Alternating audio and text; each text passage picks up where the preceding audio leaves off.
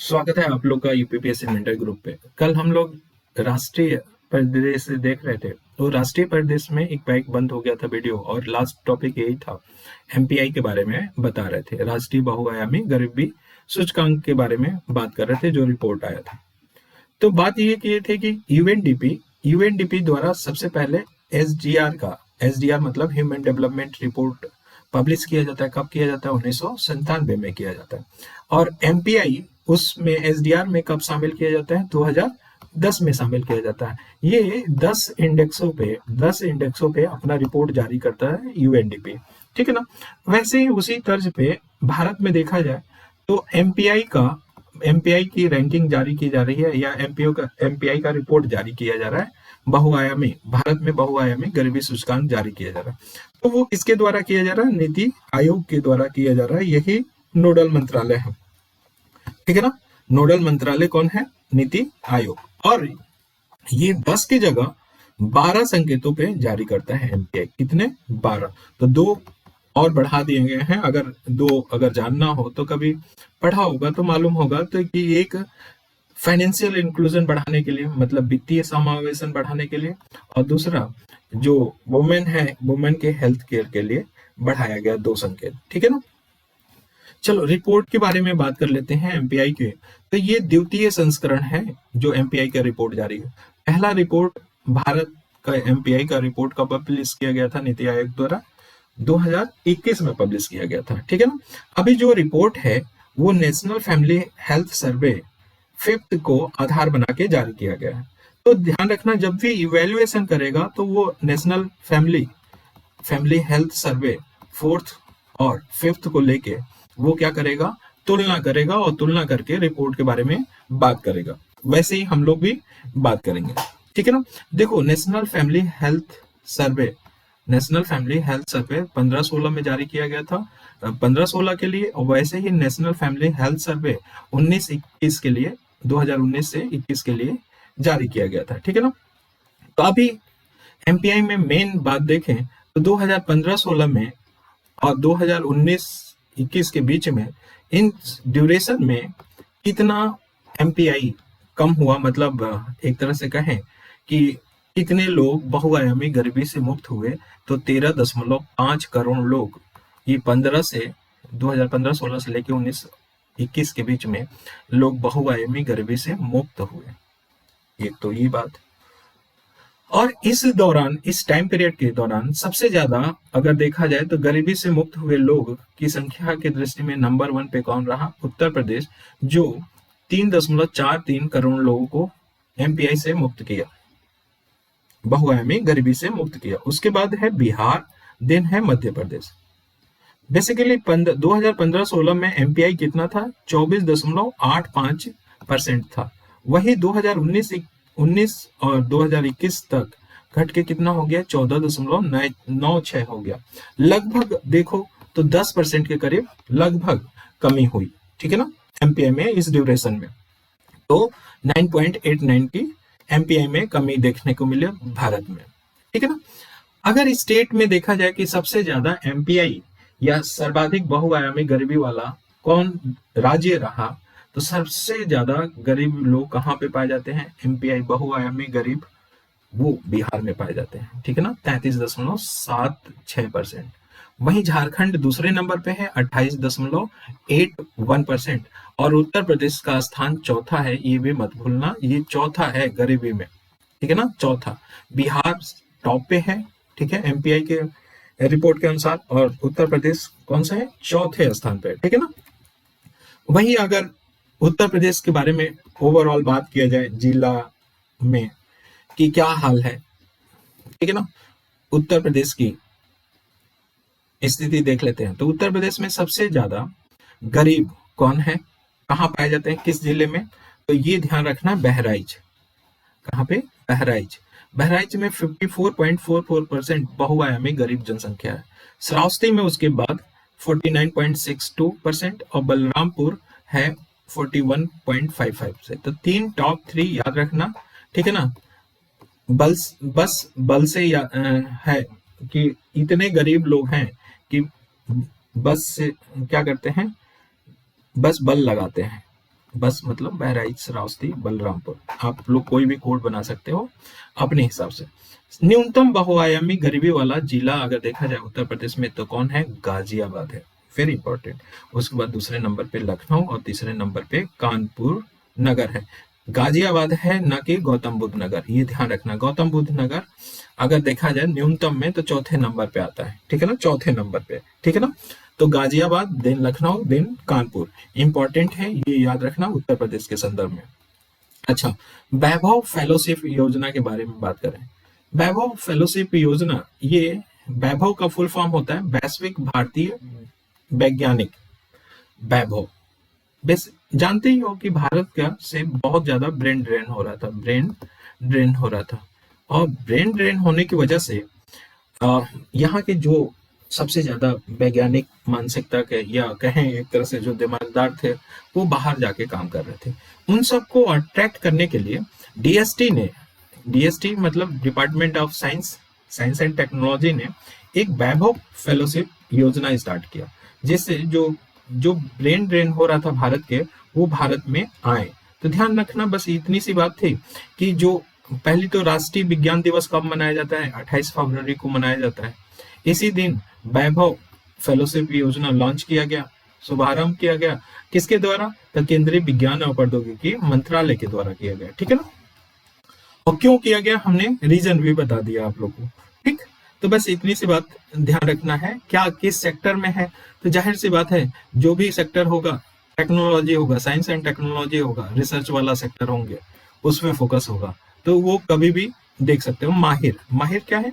Mission on advance and high impact research, माहिर। ये माहिर जो योजना है, ठीक है ना, माहिर नामक की एक राष्ट्रीय मिशन है। किस लिए किया गया है? नाम से पता चलना चाहिए इसे। माहिर में क्या आता है? Mission on advance and high impact research. तो रिसर्च के लिए, रिसर्च की लेवल क्वालिटी बढ़ाने के लिए माहिर राष्ट्रीय मिशन शुभारंभ किया गया, ठीक है ना। हाई इम्पैक्ट रिसर्च के लिए स्टार्ट किया गया है माहिर। बस इतनी सी बात ध्यान रखना है, कुछ और नहीं है। और ऊर्जा सेक्टर में, खास करके ऊर्जा सेक्टर में करना है, ऊर्जा सेक्टर में रिसर्च को बढ़ावा देना है माहिर में, ठीक है ना। तो इससे ज्यादा कुछ क्वेश्चन उम्मीद नहीं कर सकते हो। हाँ, माहिर काहे के लिए है और माहिर का फुल फॉर्म भी पूछा जा सकता है। Mission on advance and high impact research को क्या बोलते हैं? माहिर बोलते हैं, ठीक है ना। ओके, अभी अच्छा, माहिर का ये सचिवालय कहाँ पे बनाया जा रहा है? बेंगलोर में स्थित होगा। इस मिशन का जो मिशन है, ऐसे भी हब है, टेक्नोलॉजिकल हब या सिलिकॉन वैली बोला जाता है, सिलिकॉन सिटी के रूप में कौन जाना जाता है? बेंगलोर जाना जाता है। तो वहां पे होगा। तो ये सचिवालय बेंगलुरु में होगा इसका, ठीक है ना। नेक्स्ट, राज्य खाद्य सुरक्षा सूचकांक। राज्य खाद्य सुरक्षा सूचकांक ये किसके द्वारा जारी किया जाता है? तो फसाई के द्वारा जारी किया जाता है। किसके द्वारा? फसाई के द्वारा, food safety and standard authority of India, ठीक है ना, इसके द्वारा जारी किया जाता है। ये पहली बार 2019 से जारी किया गया। प्रथम संस्करण कब जारी किया गया था? 2019 में जारी किया गया था। और जानते ही हो कि विश्व खाद्य सुरक्षा दिवस कब मनाया जाता है? 7 जून को मनाया जाता है, उसी दिन जारी किया जाता है। ये 5वां संस्करण है जो जारी किया गया। कौन सा? खाद्य सुरक्षा, ठीक है ना, रिपोर्ट, राज्य खाद्य सुरक्षा सूचकांक, ये 5वां नंबर का है। तो इसमें नंबर 1 पे कौन है? Kerala, then Punjab, then Tamil Nadu. उत्तर प्रदेश कौन से नंबर पे है? खाद्य सुरक्षा सूचकांक में 5वें नंबर पे है। केरल, पंजाब और तमिलनाडु, ठीक है ना। जैसा हम बोलते हैं ना कि कैसे कर सकते हैं? काली प्रसाद तिवारी, ठीक है ना, काली प्रसाद तिवारी ये क्या करते थे? खाना ज्यादा खाते थे। तो खाद्य सुरक्षा हो गया ना, तो काली प्रसाद ज्यादा खाते थे। तो कैसे? काली प्रसाद में केरल और पी से पंजाब और तमिलनाडु, ऐसे कुछ कर सकते हो। उत्तर प्रदेश 5वें नंबर पे है। अच्छा, छोटे राज्य में देखा जाए तो गोवा नंबर 1 पे है, ठीक है, मणिपुर नंबर 2 पे और सिक्किम नंबर 3 पे। तो ये ध्यान रखना, एक बार कभी एग्जाम में आ गया था कि कौन शामिल नहीं है टॉप 5 में, ऐसा पूछ लिया गया था। वैसे ही यूटी में खाद्य सुरक्षा सूचकांक में जम्मू कश्मीर है, देन दिल्ली है, देन चंडीगढ़ है, ठीक है ना। और यूटी में लास्ट स्थान किसका है, लास्ट स्थान यूटी में, यूटी मतलब केंद्र शासित प्रदेश में अंतिम स्थान है लक्षद्वीप का। निष्पादन ग्रेडिंग सूचकांक, निष्पादन ग्रेडिंग सूचकांक, ये पीजीआई बोलेंगे इसको। देखो ये पहली बार अगर देखा जाए, पहली बार तो 2019 में जारी किया गया था निष्पादन ग्रेडिंग सूचकांक। बट इस ग्रेडिंग की सबसे खास बात है, निष्पादन ग्रेडिंग सूचकांक में अगर क्वेश्चन बन सकता है तो वो क्वेश्चन ये हो सकता है कि कितने श्रेणी में दिया जाता है, तो 10 श्रेणियों में विभक्त किया गया है और उसमें उत्तर प्रदेश कौन श्रेणी में आता है। तो इसमें 10 श्रेणी का इवैल्यूएशन हम आपको दिखा दे रहे हैं, आपको समझ में आ जाएगा, ठीक है ना। देखो जो ग्रेड है, दक्ष में कोई नहीं है, उत्कर्ष में कोई नहीं है, दक्ष में कोई नहीं है, उत्कर्ष में कोई नहीं है, 10 श्रेणी बनाए गए हैं। और साथ में यो देखो कि अति उत्तम में भी कोई नहीं है, उत्तम में भी कोई नहीं है, तो ये 4 श्रेणी में तो कोई नहीं है, प्रचेष्टा 1 में भी कोई नहीं है, ये छठे श्रेणी में प्रचेष्टा 2 में चंडीगढ़ और पंजाब आता है। तो टॉप करने वाला कौन है, अगर निष्पादन ग्रेडिंग सूचकांक में सबसे बढ़िया किसका निष्पादन रहा तो चंडीगढ़ और पंजाब का रहा, ठीक है। तो उत्तर प्रदेश का क्या हाल है, तो उत्तर प्रदेश ना आकांक्षी 1 में आता है, ये सीधे सीधे आकांक्षी 2 में आता है उत्तर प्रदेश। तो पूछा जाए कि उत्तर प्रदेश निष्पादन ग्रेडिंग सूचकांक में किस में आता है, तो आकांक्षी 2 में आता है, ध्यान रखना बस। NIRF इंडिया रैंकिंग, ठीक है ना। NIRF रैंकिंग को इसके द्वारा जारी किया जाता है, तो ये केंद्रीय शिक्षा मंत्रालय के द्वारा जारी किया जाता है। पहली बार ये शुरुआत कब हुई थी, 2015 में हुआ था NIRF में, और पहले रैंकिंग जारी या प्रथम संस्करण जारी किया गया था 2016 में। शुरुआत 15 में हुआ था और संस्करण जारी किया गया था 16 में। ये 8वां संस्करण है, ठीक है ना, 8वां संस्करण है। इसमें देखा जाए तो देखो एजुकेशन के मामले में सबसे ओवरऑल में IIT मद्रास टॉप पे रहा समग्र रूप से। उसके बाद भारतीय विज्ञान संस्थान ICSE बेंगलुरु रहा, ठीक है, भारतीय विज्ञान संस्थान IISc बेंगलुरु रहा, और तीसरे नंबर पे दिल्ली रहा, चौथे नंबर में बॉम्बे रहा। ये समग्र रूप से देखा जाए तो NIRF में रहा। इसमें टॉप 10 में अगर देखा जाए, टॉप 10 में तो एक ही संस्था था, वो था IIT कानपुर। कौन, IIT कानपुर, वो 5वें नंबर पे, ठीक है ना। अगर पूरे विश्वविद्यालय में देखा जाए तो टॉप रैंकिंग किसको दिया गया है, पूरे विश्वविद्यालय में देखा जाए तो IISc बेंगलुरु को टॉप स्थान प्राप्त हुआ है। वहीं अगर कॉलेज की श्रेणी में देखा जाए तो मिरांडा हाउस को, जो दिल्ली में है, उसको मिला है फर्स्ट रैंक। रिसर्च के सेक्टर में देखा जाए तो फिर अगेन IISc बेंगलुरु, ठीक है ना। और नवाचार सेक्टर में ध्यान रखना, नवाचार श्रेणी में नंबर 1 कौन है, IIT कानपुर है। नया कौन है, IIT कानपुर है। और इंजीनियरिंग में नंबर 1 शीर्ष स्थान कौन है, किसका, IIT मद्रास का है। अगर वही मैनेजमेंट में देखा जाए तो IIM अहमदाबाद मैनेजमेंट में नंबर 1 संस्था है, ठीक है ना। तो ये इंपॉर्टेंट जो संस्थान थे वो ध्यान रखना इसके बारे में। नेक्स्ट अगर देखा जाए तो हमारा एक और जान लो कि वास्तुकला या आर्किटेक्ट में IIT रुड़की रहा। आर्किटेक्ट में कौन, IIT रुड़की नंबर 1 पे है। नए संसद भवन का उद्घाटन किया गया, ठीक है ना। तो एक चीज इस बात में ध्यान रखना है कि एक सेंट्रल विस्टा परिसर का परिकल्पना किया गया, सेंट्रल विस्टा परिसर, और इसमें क्या क्या आता है ये बात आपको जानना चाहिए। पहली बार सेंट्रल विस्टा परिसर का अगर अवधारणा परिकल्पना किसने किया था, तो वो एडविन लुटियंस और हर्बर्ट बेकर के द्वारा किया गया था सेंट्रल विस्टा परिसर में, ठीक है ना। और इस परिसर में देखा जाए तो कौन कौन आता है, राष्ट्रीय भवन आता है, राष्ट्रपति का भवन, संसद भवन आता है, नॉर्थ एंड साउथ ब्लॉक के अभिलेख कार्यालय के साथ साथ इसमें इंडिया गेट आ जाता है, इंडिया गेट स्मारक, और राजपथ के दोनों ओर जो नागरिक उद्यान है, राजपथ अब किस नाम से जाना जाता है, कर्तव्य पथ, तो उसके दोनों तरफ, राजपथ के दोनों तरफ जो सिविक गार्डन है या नागरिक उद्यान है, वो सब शामिल किया जाता है सेंट्रल विस्टा परिसर में। कौन कौन, राष्ट्रीय भवन, संसद भवन, और नॉर्थ एंड साउथ ब्लॉक अभिलेख कार्यालय, इंडिया गेट, और साथ में कर्तव्य पथ के दोनों ओर सिविक गार्डन है, उनको शामिल किया जाता है, ठीक है ना। और इसी के सेंटर में, एकदम सेंट्रल वेस्ट में क्या है, संसद भवन है। संसद भवन में सेंट्रल में, तो ये सेंट्रल विस्टा परिसर के बारे में था। बेसिकली क्या हुआ कि 75 में 28 मई 2023 को 28 मई 2023 को मोदी जी ने नए संसद भवन का क्या किया, उद्घाटन किया, और उसी दिन 75 रुपए का सिक्का और स्मारक डाक टिकट भी जारी किया। इस उद्घाटन पे सबसे इंपॉर्टेंट रहा कि लोकसभा के जो स्पीकर हैं उनके सीट के जस्ट बगल में सेनोगोल रखा गया। क्या रखा गया? सेनोगोल रखा गया। सेनोगोल के बारे में बात करेंगे। और ये सेनोगोल रखा गया किसके? स्पीकर के जस्ट बगल में, उद्घाटन के समय में। अच्छा, स्थापित किया गया।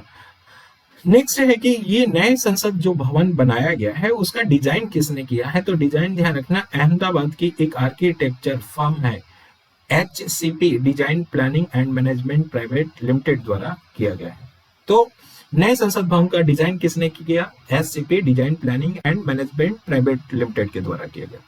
ये जो संसद भवन है वो त्रिभुजाकार है, और भवन जो है संसद भवन वो 4 मंजिला है, 4 मंजिल का बना है। इसमें 3 मुख्य प्रवेश द्वार हैं। 3 मुख्य प्रवेश द्वार कौन कौन है? एक ज्ञान द्वार, एक शक्ति द्वार और एक है कर्म द्वार। ठीक है ना। अगर लोकसभा के सीट देखा जाए तो लोकसभा में सीट बनाए गए हैं 888, वहीं राज्यसभा में कितने बनाए गए हैं? 384 सीट बनाए गए। ठीक है ना। ये भी ध्यान रखने वाली बात है कि जो लोकसभा है वो उसके आंतरिक हिस्सा कैसा दिखेगा? लोकसभा का आंतरिक हिस्सा कैसा दिखेगा? पिकॉक की तरह दिखेगा, राष्ट्रीय पक्षी मोर की तरह दिखेगा। वहीं राज्यसभा का आंतरिक हिस्सा कैसे दिखेगा? लोटस की तरह या राष्ट्रीय पुष्प कमल की तरह दिखेगा। ठीक है ना। और साथ ही साथ नए संसद भवन के प्रांगण में क्या लगाया गया है? राष्ट्रीय वृक्ष जो बरगद है उसको भी लगाया गया।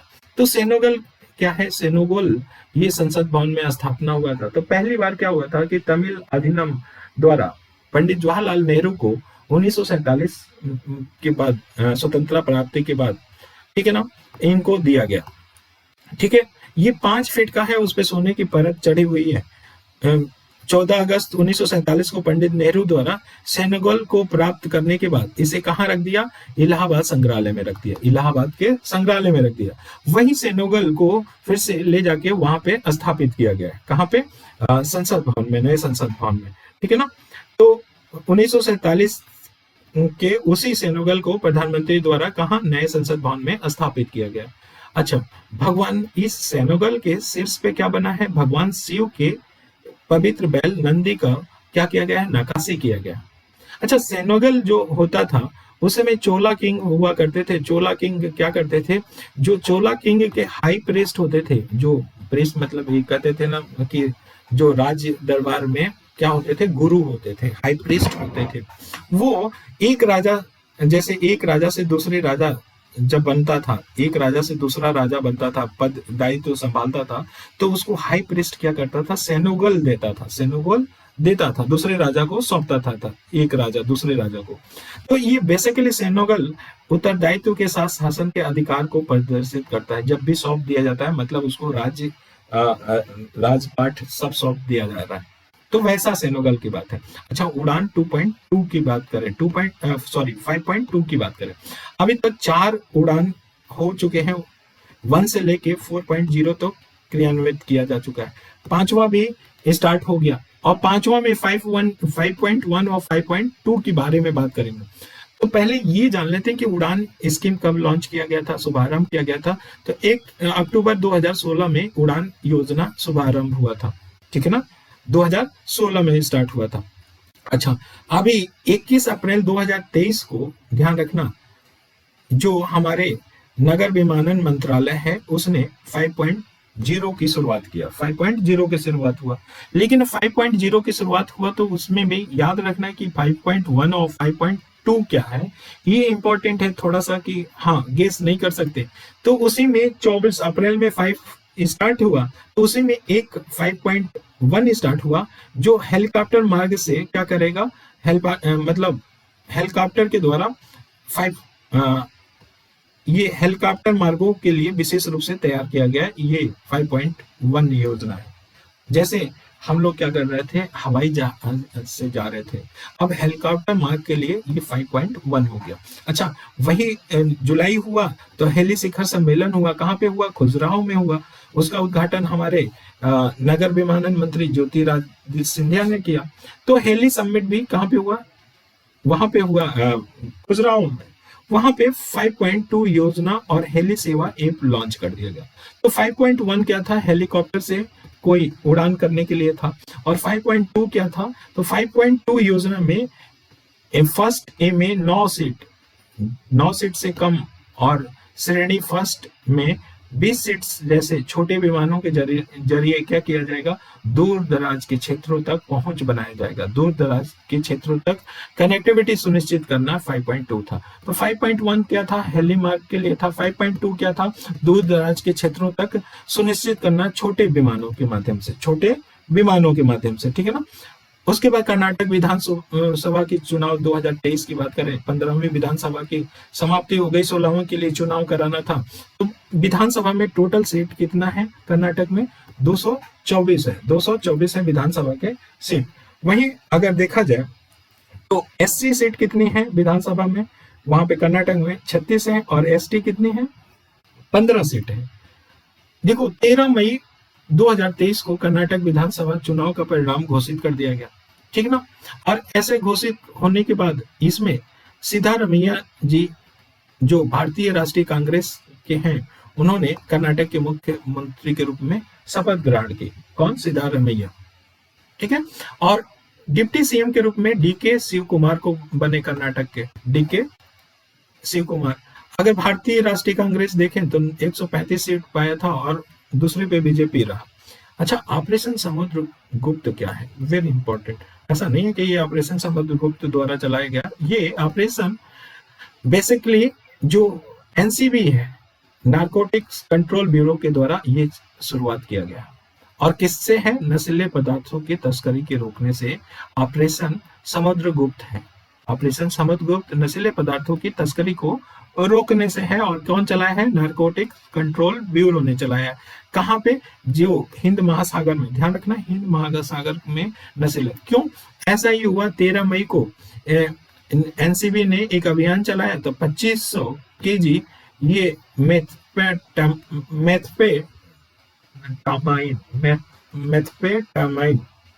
मेथापेटामाइन को जब्त कर लिया। कितना, 2500 केजी को। और जब जब्त कर लिया तो ये सबसे बड़ा आज तक का नारकोटिक द्वारा नशीले पदार्थ ग्रहण किया गया। ये एक तरह से क्या करता है ना, डोपामाइन को रिलीज करता है, डोपामाइन को रिलीज करता है। और डोपामाइन हमारा एक इमरजेंसी हार्मोन के रूप में, इमरजेंसी हार्मोन के रूप में जाना जाता है। इसी से एपिनेफ्रिन और एपिनेफ्रिन पढ़ा होगा अगर बायो में, तो वहां से पता चलेगा, इससे लिंक होता है। एपिनेफ्रिन को बढ़ा देता है तो वो अच्छा लगता है, अच्छा गुड फीलिंग होता है ना। तो ये है, बस ये ऑपरेशन के बारे में थोड़ा सा जानना था कि ऑपरेशन समुद्रगुप्त किससे रिलेटेड है, ठीक है ना। अच्छा, एक चीज और बता दें कि गोल्डन ट्रायंगल का नाम आता है, एक गोल्डन क्रेसेंट का नाम आता है। देखो भारत के सबसे बड़ी बात है कि ये भारत है। अब डायग्राम नहीं बना रहे क्योंकि टाइम लगेगा। अच्छा, ये भारत है, भारत की दोनों तरफ ये है, ये क्रेसेंट है, और यहाँ पे भारत के ट्रायंगल है। अब देखो क्रेसेंट में कौन कौन है। क्रेसेंट में अगर देखा जाए तो यहाँ पे पाकिस्तान है, एकदम शुरू में पाकिस्तान, ठीक है। पाकिस्तान, यहाँ पे अफगानिस्तान और ईरान, ठीक है। अफगानिस्तान, पाकिस्तान, ईरान, ये किस में आता है, क्रेसेंट। ये अफीम का क्षेत्र जाना जाता है। और ट्रायंगल कहाँ पे है, तो ट्रायंगल में आपको मालूम होगा म्यांमार, थाईलैंड और लाओस। म्यांमार, थाईलैंड, लाओस, ये हथियारों का जखीरा के रूप में जाना जाता है। और दोनों के बीच में भारत है, तो आंतरिक सुरक्षा क्या होती है, इंटरफेयर होती है, मतलब आंतरिक सुरक्षा के सामने चुनौतियां आती हैं। तो वो तो मेंस की बात है, बट फिलहाल गोल्डन ट्रायंगल और गोल्डन क्रेसेंट के बारे में पता हो गया, ठीक है ना। पहला भारतीय वायुसेना विरासत केंद्र के रूप में किसे कहाँ खोला गया, तो याद रखना, बस इतना ही याद आना है कि पहला भारतीय वायुसेना विरासत केंद्र का उद्घाटन कहाँ पे किया गया, तो चंडीगढ़ में। तो Indian first air force heritage centre कहाँ पे हुआ, इंडिया चंडीगढ़ में। कहाँ पे स्थापना किया गया? चंडीगढ़ में। बस इतनी सी बात ध्यान रखनी है। मणिपुर के हिंसा हुआ, मणिपुर में हिंसा हुआ एक्चुअली में है क्या कि एक, जानते हो कि मणिपुर में 16 जिले हैं और यहाँ पे वैली है और पहाड़ी जिले में विभाजित किया गया। जो वैली है, वैली सबसे ज्यादा उत्पादन होता है, और यहाँ पहाड़ी में कम उत्पादन होता है। और वैली रीजन पे ज्यादातर किसका प्रभाव लिया है? मैतियों के द्वारा है। किसके द्वारा? बस कहानी सुनो, इसमें कुछ है नहीं, अगर आएगा तो आप कर सकते हो, और इम्पोर्टेंट हम लोकेट करा ही देंगे, बता देंगे। तो मैतियों द्वारा इस घाटी पे जो मैती जनजाति हैं उनके द्वारा ये क्या कर दिया गया? घाटी में राजनीति। अभी हाल ही में क्या हुआ कि मणिपुर उच्च न्यायालय द्वारा, देखो ये मणिपुर में जाति कौन कौन सी होती है? मैती, नागा और कुकी चीन, ठीक है ना, ये जनजातियां वहां पे रहती हैं। तो हम अपनी कहानी को आगे बढ़ाते हैं कि हाल ही में क्या हुआ कि मणिपुर उच्च न्यायालय ने ये कह दिया कि भाई मैतेई को एसटी का दर्जा, मतलब शेड्यूल ट्राइब का दर्जा क्यों नहीं दिया जाता है? इस पे एक बार राज्य सरकार क्या करे? विचार करे मणिपुर पे। इतना कहना ही क्या था।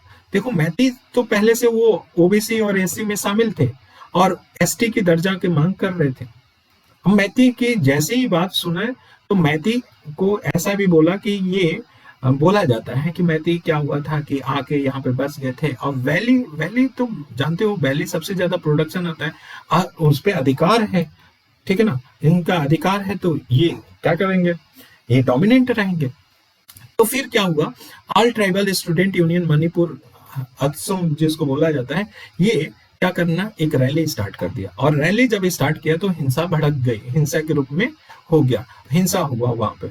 और हिंसा हुआ तो उसी हिंसा के बारे में मणिपुर हिंसा की बात किया जा रहा है, ठीक है ना। तो अगर मैती की बात करें तो पहले मैती को 1949 में क्या हुआ? मणिपुर में विलय जब किया गया 1949 को मणिपुर को कहा भारत संघ में विलय किया गया। तो मैती की जो जनजाति रूप जो मान्यता प्राप्त थी वो 1950 के मसौदे से क्या कर लिया गया? छीन लिया गया था। कोई इंपॉर्टेंट यहाँ से नहीं था, बस जो आयोग बनाए गए हैं उस पर ध्यान रखना है। तो मणिपुर हिंसा की जांच हेतु एक आयोग बनाया गया और गुवाहाटी उच्च न्यायालय ने बनाया। किसके अध्यक्षता में? तो न्यायाधीश अजय लांबा के अध्यक्षता में, और इसके साथ 2 अन्य सदस्य भी शामिल होंगे। एक होंगे हिमांशु शेखर दास और दूसरे आलोक प्रभाकर, ठीक है ना। तो 3 सदस्यीय मणिपुर हिंसा की 3 सदस्यीय मणिपुर की हिंसा की जांच करने के लिए आयोग बनाया। उसका अध्यक्ष कौन बने? अजय लांबा जी को बनाया गया न्यायाधीश है, ठीक है ना। मणिपुर में शांति समिति का भी गठन किया गया। किसके अध्यक्षता में? तो वहां के मणिपुर की राज्यपाल है अनसुईया उइके, उनकी अध्यक्षता में ये शांति समिति का गठन किया गया। अच्छा, अभी ये भी न्यूज रहा कि वहां पे शांति समझौता भी हुआ। तो तीनों क्वेश्चन बड़ा इंपॉर्टेंट है, ध्यान रखना। अगर ऐसा कुछ पूछा जाता है तो मणिपुर में शांति समझौता किसके बीच में हुआ?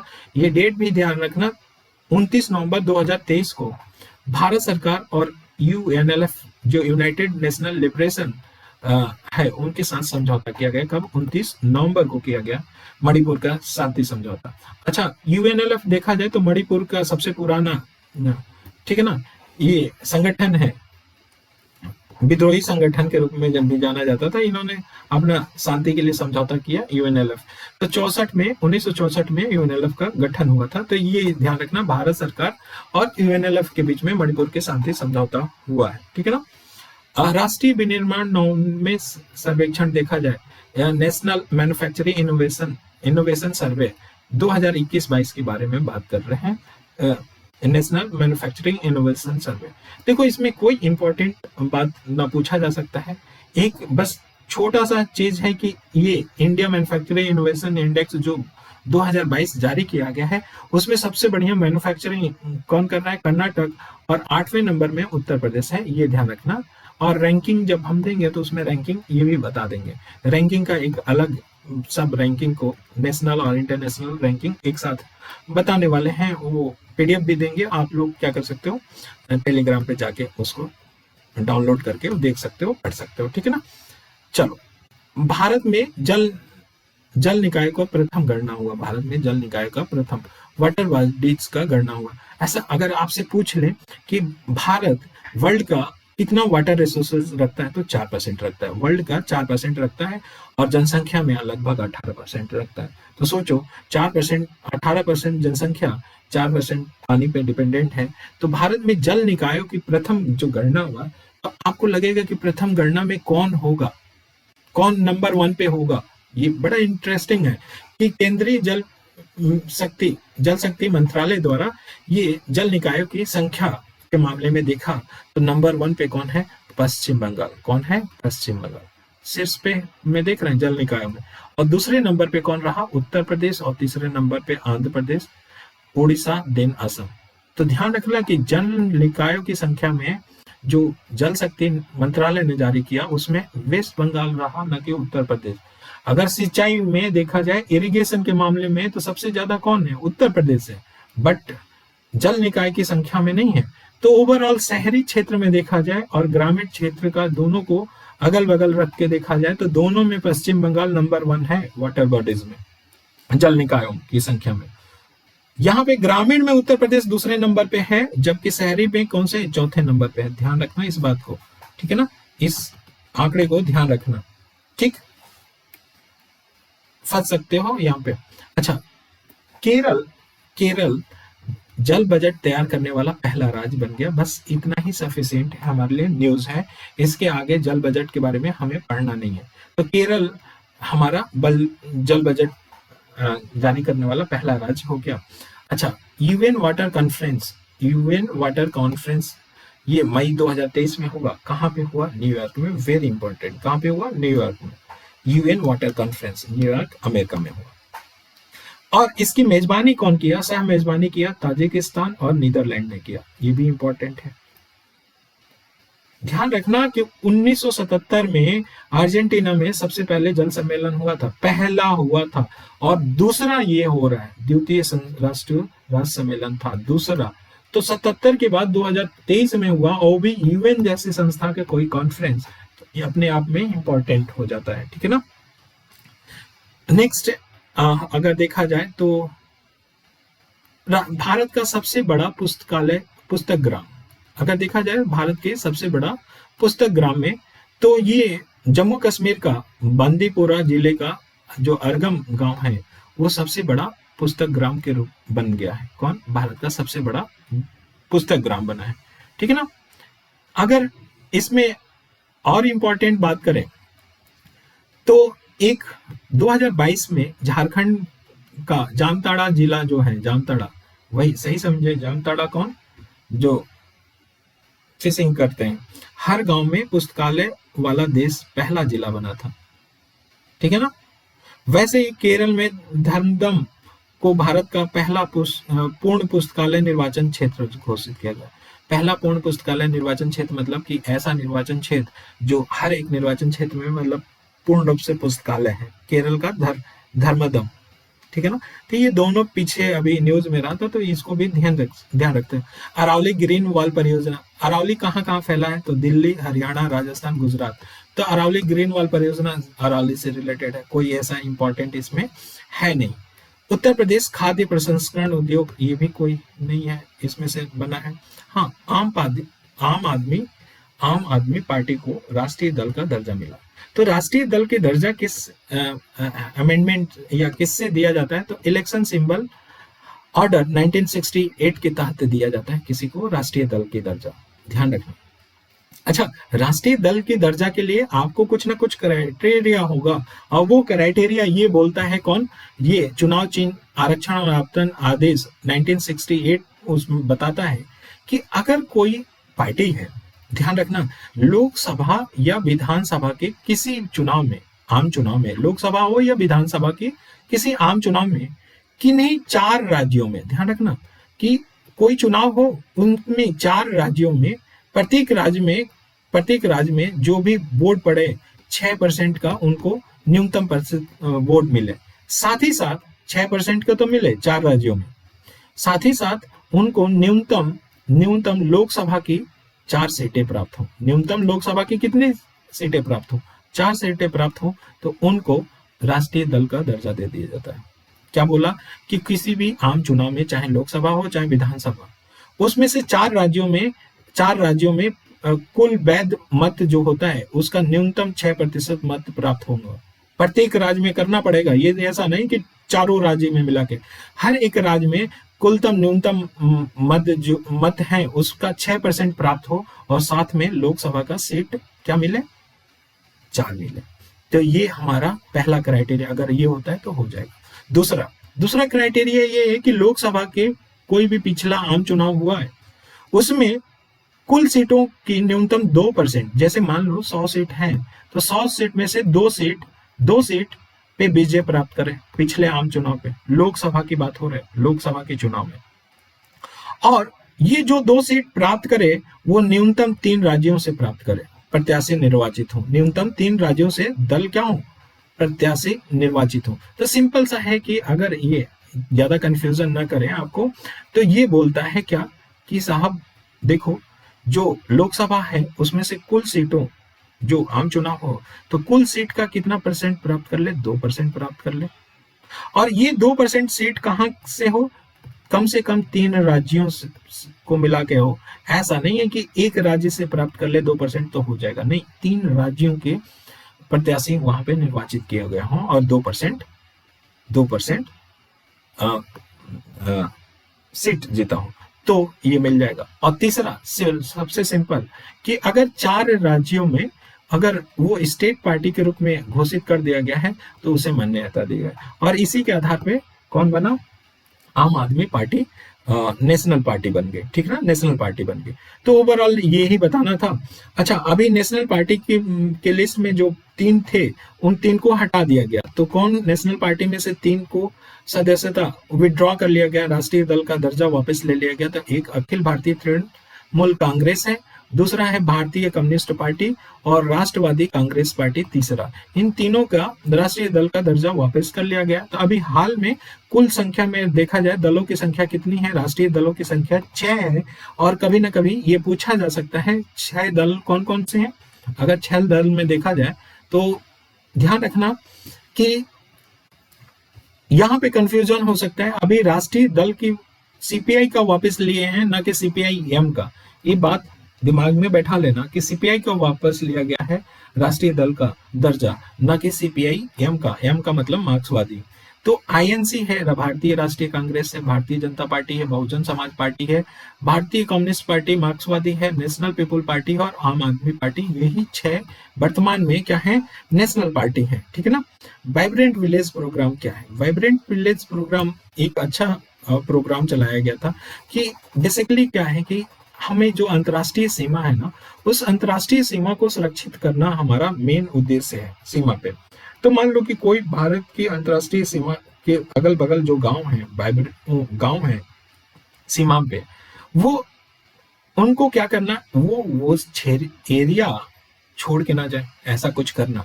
कि बस समझा रहे हैं और आगे जो पॉइंट होगा बता देंगे कि वाइब्रेंट में क्या है कि इस एरिया में, जो एरिया में अंतर्राष्ट्रीय सीमा है, उस अंतर्राष्ट्रीय सीमा के बगल में जो गांव बसे हों, उस गांव से लोग पलायन ना करें, यहाँ पे बसे। और बसे तो हमारा ये सीमा सुरक्षित होगा। अगर कोई मान लो इन्फ्लेट मतलब कर रहा है, कोई यहाँ से आ जा रहा है विदेश से इस सीमा को पार करके, तो हमें पता चल जाता, तो हमारा सीमा सुरक्षित हो जाता है। उसके लिए वाइब्रेंट विलेज प्रोग्राम लाया गया। और किसने लॉन्च किया vibrant village program? Northern part, ध्यान रखना ये नॉर्दर्न में किया गया। और ये अमित शाह के द्वारा वाइब्रेंट विलेज कार्यक्रम को लॉन्च किया गया। और कहाँ पे? अरुणाचल प्रदेश के जो किबिथु है, किबिथु, वहां पे लॉन्च किया गया। किसको? Vibrant village program. ये एक केंद्र प्रायोजित योजना है। इस 4 राज्यों में लॉन्च किया गया है, हिमाचल प्रदेश, अरुणाचल प्रदेश, सिक्किम, उत्तराखंड। और इन 4 राज्यों के 19 जिलों में के 46 ब्लॉक और 2,967 गांव में समग्र विकास के लिए शामिल किया गया। समग्र विकास के लिए क्यों समग्र विकास, हमने बताया अभी। तो वाइब्रेंट आपको याद होना चाहिए क्या, इसको वाइब्रेंट विलेज प्रोग्राम क्यों लाया गया, किसके द्वारा लाया गया। अच्छा, क्यों? क्योंकि अपने मूल स्थान पर रहने के लिए प्रोत्साहित हो, विकास किया जाएगा, गांव के लोग को पलायन से रोकने में मदद मिलेगी और सीमा सुरक्षा बढ़ाने में सहायता प्राप्त होगा, इसीलिए लाया गया। ठीक है ना। अच्छा, मेघालय और नागालैंड त्रिपुरा विधानसभा का निर्वाचन हुआ, तो हमें सिर्फ इतना न्यूज जानने का मेन मकसद है कि एक विधानसभा सीट जान लें कितना है, कौन कहाँ का सीएम बना, अगर कोई इसमें सीएम बना, बस इतना ही जान ले बहुत है, क्योंकि ये पुराना न्यूज है, मार्च का न्यूज है, अगर आना होगा तो पूछा जाएगा इसी में से। देखो, पहला मेघालय की बात करें तो कितना विधानसभा सीट है, 60 है। इस 60 सीट में से 55 सीट, 60 में से 55 सीट किसके लिए, एसटी के लिए आरक्षित है, एसटी के लिए।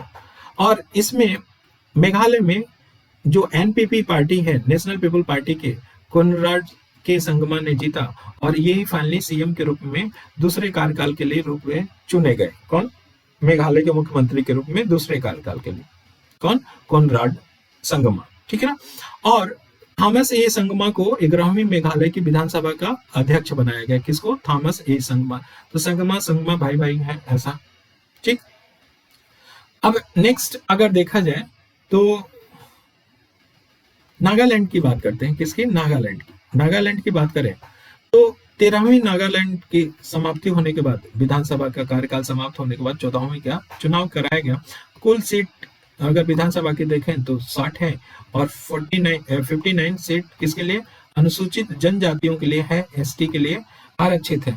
अच्छा, उसमें भी इंटरेस्टिंग केस है कि इस 60 में से सिर्फ 59 में निर्वाचन हुआ, जो एक निर्वाचन क्षेत्र है अकलूटो।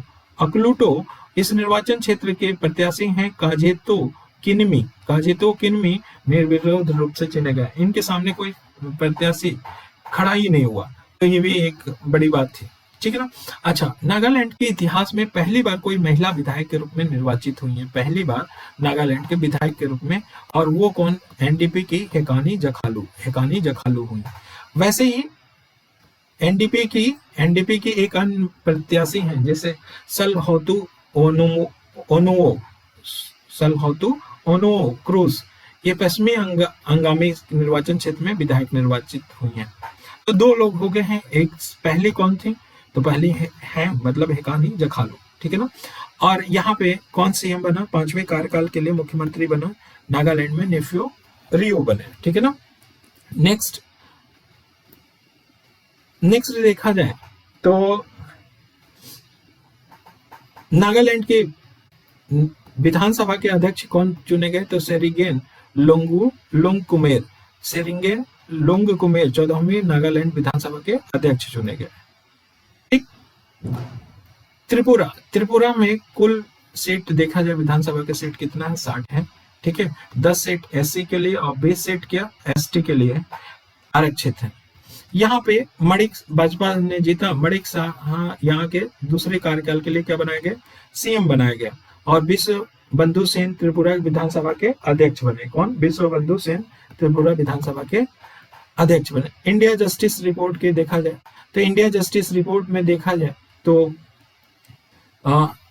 तीसरा संस्करण ये जारी किया गया है। इंडिया जस्टिस रिपोर्ट का पहला संस्करण 2019 में जारी किया गया था और इसमें 102 संकेत लिया गया और उन संकेतों में पिलर के आधार पर सूचकांक जारी किया गया। उस सूचकांक में नंबर 1 इंडिया जस्टिस रिपोर्ट में कर्नाटक रहा, तमिलनाडु रहा, ठीक है, और तेलंगाना रहा। इसमें सबसे आखिरी में कौन रहा, उत्तर प्रदेश। उत्तर प्रदेश में जस्टिस होता ही नहीं है, ठीक है, ऐसा ये रिपोर्ट का बताना है, मेरा नहीं। एमबी गंगा विलास विश्व का सबसे लंबा नदी क्रूज। एमबी गंगा विलास विश्व का सबसे लंबा नदी क्रूज है। देखो ये कहां से स्टार्ट किया गया, हरी झंडी दिखाया गया। एमबी गंगा विलास को बनारस से दिखाया गया। कहाँ लास्ट इसका एंड हुआ, असम के डिब्रूगढ़ जिले में बोगीबल तक जाके रुकी। कब, 28 फरवरी को। हरी झंडी कब दिखाया गया, 13 जनवरी। तो इसके बीच में कितना दिन यात्रा किया ये भी समझ लो। टोटल ये 3200 किलोमीटर की यात्रा किया और 27 नदियों की प्रणालियों से होकर ये गुजरी, ठीक है ना। और गंगा विलास क्रूज सेवा मेसर्स अंतारा रिवर क्रूज द्वारा संचालित किया गया। तो निजी संचालक था, मेसर्स अंतारा रिवर क्रूज के द्वारा संचालित किया गया था। तो ये बस इतना सा ये बात ध्यान रखना। अच्छा, केरल उच्च न्यायालय क्षेत्रीय भाषा में निर्णय देने वाला पहला उच्च न्यायालय बन गया है, तो ये भी इंपॉर्टेंट है। मलयालम भाषा में दिया गया है पहला उच्च न्यायालय क्षेत्रीय भाषा मलयालम में, किसके द्वारा? भारत के पहला उच्च न्यायालय बन गया है कौन? केरल उच्च न्यायालय, केरल हाई कोर्ट, ठीक है ना। नेक्स्ट, हुबली जंक्शन विश्व का सबसे लंबा रेलवे प्लेटफॉर्म बना है, उसका नाम है सिद्धारूढ़ स्वामीजी हुबली जंक्शन, ठीक है ना। इसमें देखा जाए तो ये गिनीज वर्ल्ड रिकॉर्ड में ये प्लेटफॉर्म नंबर 8 को विश्व का सबसे लंबा प्लेटफॉर्म घोषित किया गया। इसका अगर लंबाई देखें तो 1507 मीटर लंबाई है, ठीक है ना। वैसे ही अगर देखा जाए तो हुबली जंक्शन से पहले गोरखपुर अपना था, उत्तर प्रदेश का था, 1366.33 मीटर लंबा था, ठीक। विदिशा 5G तकनीकी लागू करने वाला पहला आकांक्षी जिला है।